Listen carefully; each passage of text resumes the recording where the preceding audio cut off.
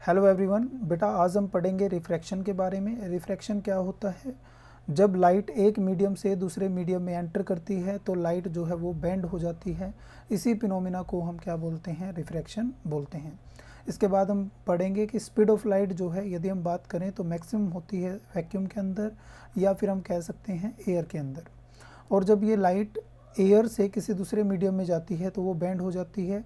और ऐसा होता क्यों है? क्योंकि जो स्पीड ऑफ लाइट है वो क्या हो जाती है बेटा?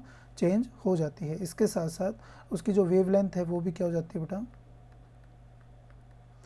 वेवलेंथ जो है वो भी क्या हो जाती है? चेंज हो जाती है। और एक और यहाँ पर जो फ्रीक्वेंसी है बेटा, किसी भी लाइट की जो फ्रीक्वेंसी रहेगी वो चेंज नहीं होती है।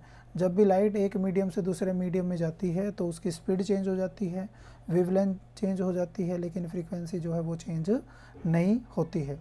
इसके कुछ एग्जांपल्स हम पढ़ते हैं बेटा रिफ्रैक्शन की वजह से जो होते हैं। तो सबसे पहला क्या है बेटा इसमें, कि जो स्विमिंग पूल है उसका जो बॉटम होता है तो हमें ऊपर की तरफ दिखाई देता है। किसकी वजह से होता है? रिफ्रैक्शन की वजह से होता है। और यहाँ पर यदि हम पेंसिल की बात करें तो यदि ये वाटर के अंदर डिप होगी पेंसिल तो आपको ये यहाँ से बेंड दिखाई देगी। ये भी किसकी वजह से होता है बेटा? रिफ्रैक्शन की वजह से होता है। तो लेमन जो होते हैं बेटा, यदि हम एक गिलास के अंदर लेमन रखते हैं तो उसका जो साइज़ है हमें थोड़ा सा बड़ा दिखाई देता है। ये भी किसकी वजह से होता है? रिफ्रैक्शन की वजह से होता है। या फिर हम बात करें कि एक ग्लास स्लैब के थ्रू यदि हम किसी डिजिट को पढ़ते हैं तो वो जो लेटर हैं वो हमें कैसे दिखाई देंगे बेटा? वो रेज्ड या ऊपर की तरफ उठे हुए दिखाई देंगे। ये सारी जो एप्लीकेशन है या ये सारे जो है एग्जाम्पल्स हैं ये किसके होंगे? रिफ्रैक्शन के होंगे। तो यहाँ पर हम जो इसका टॉपिक सबसे इम्पोर्टेंट रहता है बेटा वो होता है refraction through a glass slab.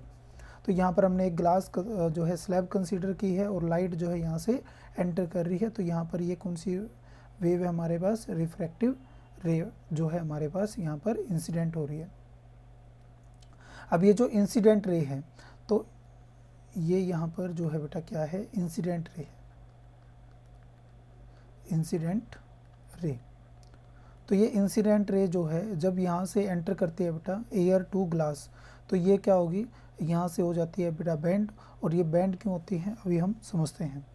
तो यहाँ पर समझने के लिए मैं एक बार कलर चेंज कर लेता हूँ इसके। यस, देखो बेटा यहाँ पर हम ले रहे हैं कि ये हमारे पास है मीडियम सेकेंड मीन्स ग्लास, और यहाँ पर है हमारे पास फर्स्ट मीडियम, सपोज ये हमारे पास एयर। तो लाइट जो है वो एयर से कहाँ पर एंटर करनी है? ग्लास के अंदर एंटर करेगी। तो यहाँ से हम मान लेते हैं कि लाइट जो है ये इंसिडेंट हो रही है और ये पैरेलल लाइट यहाँ से क्या हो रही है बेटा? इंसिडेंट हो रही है। तो यदि यहाँ पर ये ग्लास स्लैब ना हो तो ये जो लाइट है ये हमारी कैसे चले जाएगी? ये लाइट जो है हमारी स्ट्रेट चली जाएगी। यदि ये ग्लास स्लैब सपोज कुछ थिकनेस हम रख लेते हैं तो ये हमारे पास जो है एक ग्लास स्लैब है। तो यदि यहाँ पर ये ग्लास स्लैब ना होती तो ये लाइट जो है हमारी कैसे चली जाती बेटा? अभी स्ट्रेट चली जाती। लेकिन ये ग्लास की वजह से अब हमने ये पढ़ा कि जो स्पीड ऑफ लाइट है वो ग्लास में अलग होती है। यहाँ पर जो ग्लास के अंदर जो स्पीड ऑफ लाइट रहेगी वो रहेगी बेटा 2 × 10⁸ मीटर पर सेकेंड। और एयर के अंदर जो है एयर के अंदर जो स्पीड ऑफ लाइट है वो कितनी है बेटा? 3 × 10⁸ मीटर पर सेकेंड। अब यहाँ पर सपोज एक पार्टिकल यहाँ पर है, एक पार्टिकल यहाँ पर है, तो ये दोनों पार्टिकल जो हैं इकट्ठे यहाँ से चलते जा रहे हैं। लेकिन जैसे ही ये पार्टिकल यहाँ पे पहुँचेगा बेटा, नेक्स्ट वाला पार्टिकल इसका यहाँ पे पहुँचेगा। और जैसे ये पार्टिकल यहाँ पे पहुँचेगा लेकिन इसका जो ये पार्टिकल है अभी भी यहाँ पर है। मीन्स यहाँ पर ये जो पार्टिकल है इसको नाम देते हैं हम ए पार्टिकल और ये पार्टिकल है बेटा बी। तो यहाँ पर जो ए पार्टिकल है ये हमारा एंटर कर जाएगा ग्लास के अंदर, मीन्स इसकी स्पीड हो जाएगी कम। और जो पी पार्टिकल है चूँकि ये किस में है बेटा? अभी भी एयर के अंदर है, तो इसकी स्पीड अभी भी क्या है? ज़्यादा है। तो यहाँ से क्या हो जाती है बेटा? हमारी जो लाइट है वो बैंड हो जाती है। मीन्स यहाँ से ये जो होगा बेटा इधर से ड्रिफ्ट कर जाएगा। तो हमारी ये रे ऑफ लाइट जो स्ट्रेट ना जाकर थोड़ी सी क्या हो जाएगी बेटा? बैंड हो जाएगी। तो यहाँ से जो अब जो लाइट जाएगी वो कुछ इस तरीके से जाएगी। मीन्स यहाँ से जो पार्टिकल है यहाँ यहाँ से लेकर यहाँ तक का जो डिस्टेंस है, इसमें जो इसकी वेलोसिटी रही वो कितनी रही बेटा, 3 × 10⁸ मीटर पर सेकेंड। इसी वजह से यहाँ पर जो है ये स्ट्रेट ना जाकर, यदि आप इंसिडेंट रे को देखोगे, ये स्ट्रेट ना जाकर यहाँ से क्या हो जाती है, बेंड हो जाती है। नेक्स्ट हम बात करते हैं बेटा जब ये लाइट यहाँ से एंटर करेगी। अब यहाँ पर यदि ये मीडियम सेम रहे तो उस केस में तो हमारी क्या रहेगी बेटा, यदि ये ग्लास ही रहती तो ये स्ट्रेट चलती जाती, रे ऑफ लाइट हमारी जो है ये स्ट्रेट चलती जाती। लेकिन अभी यहाँ पर भी क्या हो गया बेटा, मीडियम हमारा चेंज हो चुका है।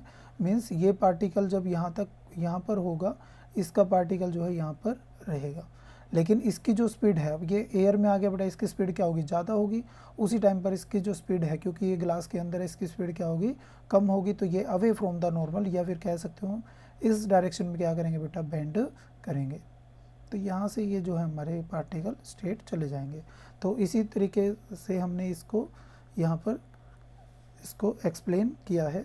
तो यहाँ से जो है इंसिडेंट रे है बेटा, यहाँ से आ रही है इंसिडेंट रे, और आफ्टर रिफ्रैक्शन ये हमारी यहाँ तक पहुँचती है ई पॉइंट तक, और ई से वापस क्या कर जाती है, ये दोबारा से रिफ्रैक्ट कर जाती है। और यहाँ पर इंसिडेंट रे और रिफ्रैक्टेड रे, इन दोनों के बीच में क्या होगा बेटा, एक शिफ्ट होगी। इसी को हम बोलते हैं लेटरल डिस्प्लेसमेंट या फिर लेटरल शिफ्ट, इसको हम बोलते हैं। तो एक बार मैं इरेज कर देता हूँ उसको, ताकि अच्छे से इसको एक्सप्लेन किया जा सके दोबारा से। यस, तो एक बार दोबारा से इसको रिपीट करते हैं बेटा। देखो सबसे पहले यहाँ पर जो रे है, ये कैसी रे है बेटा, इंसिडेंट रे है, इंसिडेंट रे। और यहाँ से जो इंसिडेंट रे है आफ्टर रिफ्रैक्शन, क्योंकि एयर से ग्लास में जा रही है, एयर में जो स्पीड है वो कितनी है बेटा, 3 × 10⁸ मीटर पर सेकंड, और ग्लास में जो स्पीड है वो कितनी है बेटा, 2 × 10⁸ मीटर पर सेकंड। स्पीड कम है तो मीन्स ये क्या होगी बेटा, बेंड हो जाएगी टुवार्ड द नॉर्मल। यहाँ पर ये जो है बेटा, इसको हम बोलते हैं नॉर्मल, और ये नॉर्मल की तरफ क्या हो जाएगी, बेंड हो जाएगी। और यहाँ पर भी ये क्या है बेटा, नॉर्मल, तो ये यहाँ से अवे फ्रॉम द नॉर्मल क्या हो जाएगी, बेंड हो जाएगी। तो ये जो बेंडिंग ऑफ लाइट है, ये किस चीज़ पे डिपेंड करेगी, ये डिपेंड करेगी बेटा कि ये जो ग्लास है इसका रिफ्रैक्टिव इंडेक्स कितना है। अभी हम समझेंगे ये रिफ्रैक्टिव इंडेक्स होता क्या है। तो सबसे पहले यहाँ पे बात कर लेते हैं बेटा, जो लेटरल डिस्प्लेसमेंट या लेटरल शिफ्ट जो है, ये डिपेंड करती है रिफ्रैक्टिव इंडेक्स पे और थिकनेस ऑफ ग्लास स्लैब पे, कि इस ग्लास की कितनी थिकनेस है। यहाँ पर इसकी जो थिकनेस है इस पे ये डिपेंड करती है, थिकनेस टी है, इस पे ये क्या करेगी, डिपेंड करेगी। इसके बाद यहाँ पर हम पढ़ेंगे बेटा लॉ ऑफ रिफ्रैक्शन। तो जैसे हमने लॉ ऑफ रिफ्लेक्शन पढ़े थे, उसी तरीके से हम यहाँ पर क्या पढ़ेंगे बेटा, लॉ ऑफ रिफ्रैक्शन। तो सबसे पहला जो लॉ है वो क्या है बेटा, यहाँ पर द इंसिडेंट रे, रिफ्रैक्टेड रे एंड नॉर्मल, तीनों की तीनों जो है किस में लाई करेंगे बेटा, सेम प्लेन के अंदर लाई करेंगे। ये सेम लॉ है जो हमने लॉ ऑफ रिफ्लेक्शन में पढ़ा था, वही हमारा रिफ्रैक्शन के अंदर है। इसके बाद है बेटा स्नेल्स लॉ।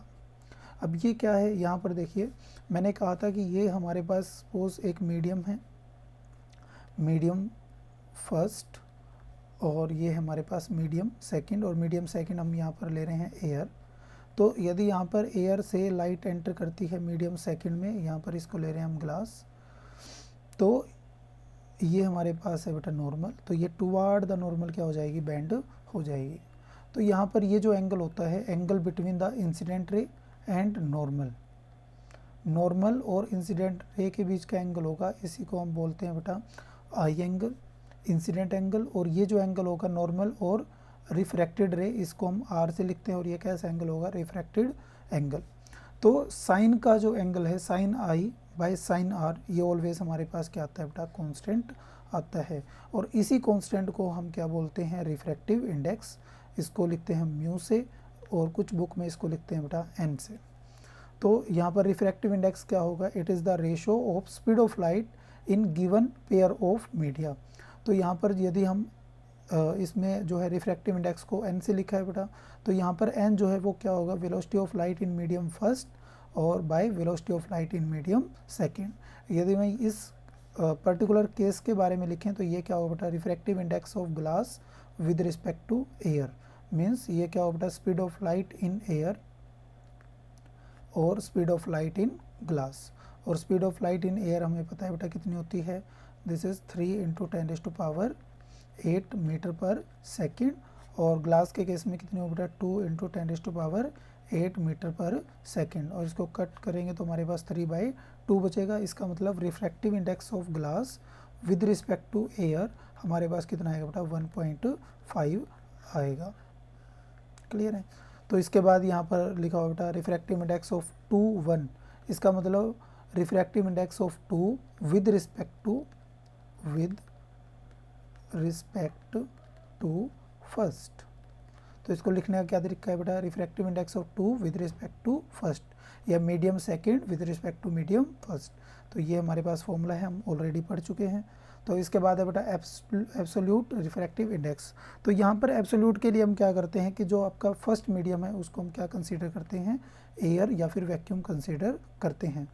मीन्स जो अभी हमने ग्लास के लिए पढ़ा है, तो रिफ्रैक्टिव इंडेक्स ऑफ ग्लास कितना होगा बेटा 1.5 होगा।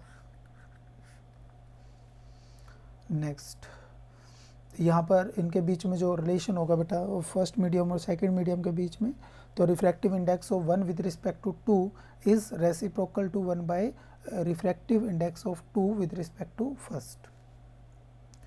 तो ये कुछ लिखने के तरीके हैं, तो यहाँ पर हम इसको समझ सकते हैं। इसके बाद जो हमने याद रखना है बेटा, जो रिफ्रैक्टिव इंडेक्स ऑफ डायमंड जो है वो हमारे पास कितना होता है बेटा 2.14, कितना होता है 2.14। इसका मतलब क्या हुआ कि जो स्पीड ऑफ लाइट है, यदि हम डायमंड के में बात करें तो ये क्या होती है बेटा, ये होगी 1/2.42 टाइम्स लेस देन वैक्यूम। जो वैक्यूम में स्पीड होगी उससे कितनी लेस देन होगी बेटा 1.242 टाइम्स लेस होगी। इसके बाद होता है बेटा ऑप्टिकल डेंसर मीडियम। तो ऑप्टिकल डेंसर मीडियम वो मीडियम होगा जिसमें स्पीड ऑफ लाइट क्या होगी, कम होगी, या फिर कह सकते हैं जिसका रिफ्रैक्टिव इंडेक्स क्या होगा, ज़्यादा होगा। नेक्स्ट है बेटा ऑप्टिकल रेयर मीडियम, वही जिसमें स्पीड ऑफ लाइट क्या होगी, ज़्यादा होगी, या फिर जिसका रिफ्रैक्टिव इंडेक्स क्या होगा, कम होगा। ये वही रूल है जो अभी हम पढ़ चुके हैं कि जब भी लाइट हमारी रेयर टू डेंसर मीडियम में जाएगी, रेयर मतलब जैसे हम एयर की बात कर रहे हैं, और डेंसर मीडियम जैसे हम ग्लास की बात कर रहे हैं या फिर वाटर की बात कर रहे हैं, सारे क्या होंगे एयर के रिस्पेक्ट में जो है डेंसर होंगे। तो यहाँ पर जो लाइट है वो टुवार्ड द नॉर्मल क्या करेगी, बेंड करेगी, नॉर्मल की तरफ ये क्या करेगी, बेंड करेगी। और यदि हम बात करें कि लाइट यदि हमारी डेंसर टू रेयर मीडियम जा रही है तो उस केस में जो है light away from the normal जो है वो बेंड करेगी। तो लाइट एक्चुअल में इस पाथ में जाना था उसको, लेकिन वो क्या करेगी बेटा अवे फ्रॉम द नॉर्मल क्या कर जाएगी, बेंड कर जाएगी। इसके बाद है बेटा reflective index of a medium does not depend on physical density. इसका क्या मतलब है, इसका मतलब ये है बेटा कोई भी जो है सब्सटेंस यदि फिजिकली यदि डेंसर है, दैट मीन्स वो उसका रिफ्रैक्टिव इंडेक्स भी ज़्यादा हो, ऐसा ज़रूरी नहीं है। जैसे हम बात करें बेटा कैरोसिन ऑयल की, तो कैरोसिन ऑयल जो है वैसे उसकी डेंसिटी क्या है, कम है ना। कैरोसिन ऑयल की यदि हम बात करें तो कैरोसिन ऑयल की डेंसिटी क्या है, कम है, लेकिन उसका रिफ्रैक्टिव इंडेक्स क्या है, ज़्यादा है। मीन्स कैरोसिन ऑयल क्या है बेटा ऑप्टिकली तो क्या है, डेंसर है, लेकिन वैसे फिजिकली वो क्या है, वाटर के रिस्पेक्ट में क्या होगा, कम डेंसर होगा, है ना। इसके बाद हम बात करते हैं बेटा स्फेरिकल लेंस की। इससे पहले हम स्फेरिकल मिरर पढ़ चुके हैं, अभी हम बात करेंगे स्फेरिकल लेंसेज की। तो लेंसेज जो हैं दो टाइप के हो सकते हैं बेटा, एक तो होते हैं हमारे पास कन्वेक्स लेंस और दूसरे होते हैं कनकेव लेंस। तो कन्वेक्स लेंस वो होते हैं बेटा जो थिन फ्रॉम द कॉर्नर, जो कॉर्नर से क्या हो, थिन हो। जैसे यहाँ पर ये है, कॉर्नर से क्या होंगे बेटा, ये थिन होंगे, और थिक एट सेंटर, सेंटर पे क्या होंगे बेटा, ये थिक होंगे, जैसे यहाँ पर है। और इनको क्या बोलते हैं बेटा, कन्वर्जिंग लेंस भी बोलते हैं। इसके बाद ये जो होंगे बेटा कनकेव, ये कैसे होंगे, thick from the corner, corner पे क्या होंगे, ये थिक होंगे, और थिन एट द सेंटर, और इनको कैसे लेंस बोलते हैं, डाइवर्जिंग लेंस बोलते हैं। इसके बाद कुछ ये टाइप होते हैं बेटा, इसको प्लेनो कन्वेक्स और बाई कन्वेक्स, प्लेनो कन्वेक्स और plano concave and by concave lens इनको बोलते हैं। Next rule for image formation by convex lens. Convex lens के अंदर हम इमेज कैसे फॉर्म करते हैं, तो जैसे हमने मिरर के कुछ रूल पढ़े थे वैसे ही जो है लेंस के कुछ रूल होते हैं। तो सबसे पहला रूल क्या होगा, कोई भी रे ऑफ लाइट यदि पैरेलल टू प्रिंसिपल एक्सिस आएगी, और वो कहाँ से पास आउट करेगी बेटा, फोकस से पास आउट करेगी। और फर्स्ट रूल हमारे पास रहेगा। सेकंड रूल वही बेटा, कोई भी रे ऑफ लाइट यदि फोकस से पास आउट करेगी तो पैरेलल टू प्रिंसिपल एक्सिस चली जाएगी, सेकंड रूल। थर्ड रूल, कोई भी रे ऑफ लाइट यदि पोल पर ऑप्टिकल सेंटर, जैसे वहाँ पर बेटा पोल होता था वैसे ही लेंस के केस में क्या होता है, ये ऑप्टिकल सेंटर होता है। तो कोई भी रे ऑफ लाइट यदि ऑप्टिकल सेंटर से जा रही है तो वैसे ही वो स्ट्रेटली पास कर जाएगी विदाउट एनी डेविएशन। तो इसके बाद हम इमेज फॉर्मेशन पढ़ते हैं बेटा कन्वेक्स लेंस के लिए। तो कन्वेक्स लेंस में यदि ऑब्जेक्ट हमारा कहाँ पर हो, इन्फिनिटी पे हो, जैसे सन की हम बात कर रहे हैं, है ना, कोई भी स्टार हम लेके चल रहे हैं यहाँ पर, तो जो इमेज बनेगी वो कहाँ पर बनेगी बेटा, ये फोकस पे बनेगी। और कैसी होगी, रियल होगी और इन्वर्टेड होगी, और पॉइंट साइज़ की होगी, डिमिनिश्ड होगी, है ना, हाईली डिमिनिश्ड होगी, मतलब पॉइंट साइज़ की हमें इमेज मिलेगी। उसके बाद यदि ऑब्जेक्ट हमारा 2f से दूर रखा हो, मतलब बियॉन्ड 2f हो, मतलब 2f हमारे पास ये है, इससे दूर रखा हो, तो उस केस में इमेज जो है हमारी कहाँ पर बनेगी बेटा, f2 और 2f के बीच में बनेगी। तो यहाँ पर हमारी जो है इमेज बन रही है बेटा, दो ही रूल इन्होंने लिए हैं। पहला parallel to principal axis focus से पास आउट, और दूसरी ऑप्टिकल सेंटर से पास आउट। इमेज कैसी होगी बेटा, रियल बनेगी और कैसी होगी, डिमिनिश्ड होगी। इसके बाद यदि ऑब्जेक्ट हमारा 2f पे ही प्लेस्ड है तो उस केस में इमेज कैसी होगी बेटा, रियल होगी और इन्वर्टेड होगी, और कहाँ पर बनेगी, 2f पर ही बनेगी और सेम साइज़ की होगी, है ना, कैसी होगी, सेम साइज़ की होगी। इसके बाद ऑब्जेक्ट यदि हमारा f और 2f के बीच में रखा हो, मीन्स यदि हम 2f की बात करें तो ये बेसिकली सेंटर ऑफ कर्वेचर इसको बोल सकते हैं, सेंटर बोल सकते हैं, क्योंकि जो ये लेंस होता है बेटा ये किससे बनता है, यदि हम इसको थोड़ा सा ड्रॉ करें तो वेट ए मिनट, तो ये 2 स्फीयर से बनता है। 2 स्फीयर को हम कट करके क्या बनाते हैं, एक लेंस बनाते हैं। तो इसमें क्या है बेटा, यहाँ पर 2 स्फीयर है, एक इधर और एक इस सरफेस के लिए, ये जो है हमारे पास स्फीयर होगा। तो एक इसका सेंटर होगा स्फीयर का और एक इसका सेंटर होगा। तो यहाँ पर f1 और 2f के बीच में यदि ऑब्जेक्ट रखा हुआ है तो उसकी इमेज कहाँ बनेगी बेटा, बियॉन्ड 2f बनेगी, 2f से दूर बनेगी, और कैसी होगी, रियल, इन्वर्टेड होगी, और एनलार्ज मतलब लार्ज साइज़ की इमेज यहाँ पर बनेगी। इसके बाद यदि ऑब्जेक्ट हमारा f1 पर प्लेस्ड है तो इस केस में जो इमेज होगी कहाँ पर बनेगी, इन्फिनिटी पर बनेगी, और रियल एंड इन्वर्टेड होगी। तो ऑब्वियस सी बात है, यदि रियल है तो वो इन्वर्टेड तो होगी ही। इसके बाद कैसी होगी, हाईली एनलार्ज होगी। इसके बाद यदि ऑब्जेक्ट जो है हमारा f1 और ऑप्टिकल सेंटर के बीच में रखा हुआ है तो उस केस में जो है इमेज हमारी क्या बनेगी बेटा, सेम साइड में बनेगी। यहाँ पर देखिए, यदि यहाँ पर f और ऑप्टिकल सेंटर के बीच में ऑब्जेक्ट रखा हुआ है तो पैरेलल टू प्रिंसिपल एक्सिस आएगी, कहाँ से लाइट पास करेगी बेटा, फोकस से। और सेकंड, यहाँ पर जो पोल से जाएगी बेटा वो हमारी यहाँ से पास आउट करेगी। अब इस डायरेक्शन में तो ये कहीं पर भी मीट नहीं करेगी क्योंकि इनके बीच का डिस्टेंस यहाँ पे बढ़ता जा रहा है। तो ये इसी डायरेक्शन में, यदि हम इस डायरेक्शन से देखेंगे तो हमारी इमेज जो है इस सेम साइड में बनेगी जहाँ पर ऑब्जेक्ट हमने प्लेस किया है, और कैसी होगी, वर्चुअल होगी, इरेक्ट होगी। वर्चुअल है तो इरेक्ट तो होगी ही, इसके साथ साथ कैसी होगी, एनलार्ज होगी। तो इसी प्रोसेस के लिए हम इसको मैग्नीफाइंग लेंस भी बोलते हैं। इसी प्रोसेस की वजह से इसको क्या बोलते हैं हम, मैग्नीफाइंग लेंस बोलते हैं। इसके बाद है बेटा rule for image formation for concave lens. यदि हम कनकेव लेंस की बात करें तो सेम वही प्रोसेस है बेटा। यहाँ पर यदि कोई ray of light parallel to principal axis आ रही है तो लाइट जो है हमें ऐसे फील होगी कि वो कहाँ से पास आउट हो रही है, फोकस से। यदि हम यहाँ से देख रहे होंगे तो हमें क्या लग रहा होगा कि लाइट कहाँ से आ रही है, फोकस से आती हुई हमें दिखाई देगी। नेक्स्ट, यदि कोई रे ऑफ लाइट हमारी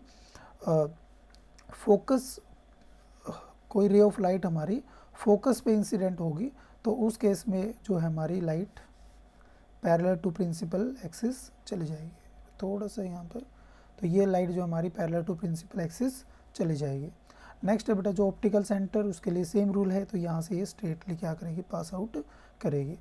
तो यहाँ पर जो फर्स्ट इमेज फॉर्मेशन होगी जब हमारा ऑब्जेक्ट कहाँ पर है बेटा, इन्फिनिटी पर है। तो यदि ऑब्जेक्ट हमारा इन्फिनिटी पर है तो उस केस में यहाँ पर हमने लिया है ऑब्जेक्ट हमारा कहाँ पर प्लेस किया हमने, इन्फिनिटी पर। तो इन्फिनिटी से जो लाइट आएगी, तो इन्फिनिटी,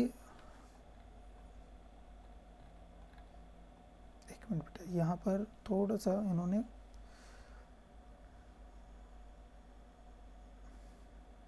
ये जो केस है बेटा ये हमारे पास इन्फिनिटी के लिए है। तो ऑब्जेक्ट यदि हमारा इन्फिनिटी पर प्लेस्ड है तो इन्फिनिटी से जो लाइट आएगी तो हमें कहाँ पर इमेज जो है हमारी कहाँ पर फॉर्म होगी, वो F2 से आते हुए, मतलब F2 पे हमारी जो इमेज है वो हमें दिखाई देगी। और कैसी होगी, वर्चुअल एंड इरेक्ट होगी और डिमिश्ड होगी, मतलब स्मॉल साइज़ की होगी। और यहाँ पर यदि हमारा ऑब्जेक्ट कहाँ पर है, ये इन्फिनिटी नहीं है बेटा, ये है हमारा ऑप्टिकल सेंटर से और इन्फिनिटी के बीच में यदि ऑब्जेक्ट रखा हुआ है तो उस केस में हमारी जो इमेज है, तो यहाँ पर देखिए इन्फिनिटी और ऑप्टिकल सेंटर के बीच में यदि ऑब्जेक्ट रखा हुआ है तो उस केस में यहाँ पर हमारा क्या है, ये ऑब्जेक्ट है। तो ray of light parallel to principal axis आएगी तो फोकस से पास आउट होती हुई हमें दिखाई देगी, और दूसरी जो ऑप्टिकल सेंटर से आएगी वो हमारी स्ट्रेट चली जाएगी। तो ये आपस में जो दो लाइनें हैं कहाँ पर मीट करेगी, इस पॉइंट पर मीट करेगी। तो हमारी जो इमेज है वो कहाँ पर बनेगी, यहाँ पर जो इमेज है हमारी, तो ये जो बनेगी बेटा एफ एंड ओ के बीच में बनेगी। तो यहाँ पर इमेज जो हमारी क्या बनेगी बेटा, एफ एंड ओ के बीच में बनेगी। और ये भी कैसी होगी, वर्चुअल एंड इरेक्ट होगी और डिमिनिश्ड होगी। दोनों में सेम ही केस है बेटा, बस यहाँ पर ये याद रखना है, दोनों में वर्चुअल इरेक्ट बनेगी और डिमिनिश्ड बनेगी। इसमें दो ही केस आते हैं, जैसे हमने लास्ट टाइम कन्वेक्स मिरर के केस में देखे थे, वैसे ही यहाँ पर कनकेव लेंस के केस में हम पढ़ते हैं। अब इसके बाद है बेटा साइन कन्वेंशन। तो साइन कन्वेंशन कैसे होती है, तो वही सेम प्रोसेस है बेटा। यहाँ पर साइन कन्वेंशन जैसे हमने मिरर में पढ़ा था वैसे ही साइन कन्वेंशन यहाँ पर होती है, लेकिन यहाँ पर जो डिस्टेंस आप वहाँ पर ऑप्टिकल पोल से आप जितने डिस्टेंस कंसीडर करते हैं, यहाँ पर वही डिस्टेंस हम ऑप्टिकल सेंटर से कंसीडर करते हैं। इसके बाद जो फोकल लेंथ होगी बेटा, कन्वेक्स लेंस के लिए वो पॉजिटिव हम लेते हैं और कनकेव लेंस के लिए नेगेटिव लेते हैं। ये क्यों लेते हैं बेटा, यहाँ पर देखिए जो फोकस है हमारा ये क्या होगा, इसी को हम प्रिंसिपल फोकस बोलेंगे। और ये लेफ्ट साइड में है तो लेफ्ट साइड में हमारे डिस्टेंस कैसे होते हैं, नेगेटिव। तो इसीलिए हम इसको क्या लेते हैं बेटा, इसके लिए फोकल लेंथ क्या लेंगे, नेगेटिव लेंगे। इसके बाद है लेंस फॉर्मूला। लेंस फार्मूला क्या होगा बेटा, लेंस फार्मूला इसमें होगा हमारे पास 1/v minus 1/u is equal to 1/f। जैसे हमने मिरर के केस में पढ़ा था मिरर फार्मूला, वो क्या था बेटा, 1/v plus 1/u is equal to 1/f। और यहाँ पर जो है वो क्या है बेटा, माइनस साइन आ जाता है। v जो है ये इमेज का डिस्टेंस है फ्रॉम ऑप्टिकल सेंटर, u जो है ये ऑब्जेक्ट का डिस्टेंस है। इसको ऑलवेज कैसे लेते हैं हम, नेगेटिव लेंगे। और ये भी कहाँ से मेज़र किया जाएगा, जो है ऑप्टिकल सेंटर से। और फोकस जो है ये बेटा कन्वेक्स के लिए हम लेंगे इसको पॉजिटिव, और कनकेव के लिए इसको लेंगे नेगेटिव। ऐसे ही जो मैग्नीफिकेशन पावर जो होती है बेटा, मैग्नीफिकेशन पावर क्या होगी, height of image by height of object. और यहाँ पर जो मैग्नीफिकेशन का दूसरा फॉर्मूला होगा v/u। और यहाँ पर जो लेंस के लिए हमने पढ़ा था बेटा, सॉरी मिरर के लिए जो हमने पढ़ा था मैग्नीफिकेशन पावर, उसमें क्या था बेटा, माइनस v/u। और लेंस के लिए क्या होता है बेटा, प्लस v/u। इसके बाद लास्ट जो आर्टिकल है इसका वो है बेटा पावर ऑफ लेंस। तो पावर ऑफ लेंस क्या होगी, it is define as the reciprocal of focal length in metre. तो ये क्या होगी बेटा, पावर जो है that is equal to, power किसके इक्वल होगी, 1/, फोकल लेंथ। और ये फोकल लेंथ किस में लेंगे हम, मीटर में लेंगे। तो ऐसा यूनिट हमने याद रखने बेटा, इसकी जो ऐसा यूनिट होती है वो क्या होती है, डायोप्टर। तो डी से हम इसको लिखते हैं, और डी की जो यूनिट होगी क्या होगी बेटा, मीटर इनवर्स, है ना, मीटर की पावर -1। तो 1 dioptre is the power of lens views focal length is 1 metre. तो 1 डायोप्टर किसके इक्वल होगा, कोई भी लेंस जिसकी फोकल लेंथ क्या हो 1 मीटर, तो उसकी पावर कितनी होगी बेटा, 1 डायोप्टर होगी। तो इसके बाद है बेटा पावर ऑफ कन्वेक्स लेंस। ये ऑलवेज कैसी होती है बेटा, पॉजिटिव। क्यों होती है पॉजिटिव, क्योंकि इसके केस में फोकल लेंथ हमारे पास क्या होती है, पॉजिटिव होती है। और कनकेव लेंस में क्या होगी, ये नेगेटिव, क्योंकि फोकल लेंथ क्या होती है इसके लिए, नेगेटिव होती है। और पावर जो है ये किस पे डिपेंड करती है, थिकनेस पे, कि हमारा जो लेंस है वो कितना जो है थिक है, उस पर ये डिपेंड करती है। और फोकल लेंथ को यदि हम ऐड करते हैं तो यहाँ पर फोकल लेंथ क्या होगी बेटा, 1/f is equal to 1/f1 plus 1/f2। तो ये हमारे पास फॉर्मूला होगा फोकल लेंथ को ऐड करने का। तो 1/f हमारे पास पावर होती है बेटा, तो पावर इक्विवेलेंट हमारे पास क्या होगी, P1 प्लस P2, जितने भी हमने यहाँ पर लेंसेज यूज़ किए होंगे तो उसकी पावर हम क्या कर लेंगे, ऐड अप कर लेंगे। इसके बाद कुछ क्वेश्चन है बेटा, focal length of a plane mirror बताओ, प्लेन मिरर की फोकल लेंथ कितनी होगी। तो यहाँ पर प्लेन मिरर की जो फोकल लेंथ होती है वो क्या होती है, इन्फिनिटी। इसके बाद है बेटा image formed by plane mirror, plane mirror कैसी इमेज बनाता है। प्लेन मिरर के केस में इमेज होती है बेटा, एक तो वो वर्चुअल होती है और वर्चुअल के साथ साथ कैसी होती है, इरेक्ट। तो ये क्या होगी, वर्चुअल एंड इरेक्ट। इसके बाद है बेटा concave mirror give real, concave mirror हमें कैसी मिरर देता है, सिर्फ कनकेव मिरर ही हमें कैसी इमेज दे सकता है बेटा, रियल। इसके अलावा कोई भी मिरर हो, चाहे वो कन्वेक्स मिरर है या फिर जो है प्लेन मिरर है, दोनों केस में हमें कैसी इमेज मिलेगी, वर्चुअल। लेकिन इसका भी एक केस है जिसमें हमें कैसी इमेज मिलती है बेटा, कनकेव के केस में, इसमें भी हमें एक केस है जिसमें हमें वर्चुअल इमेज मिलती है, जब ऑब्जेक्ट हमारा कहाँ पर रखा हो, पोल और फोकस के बीच में रखा हो।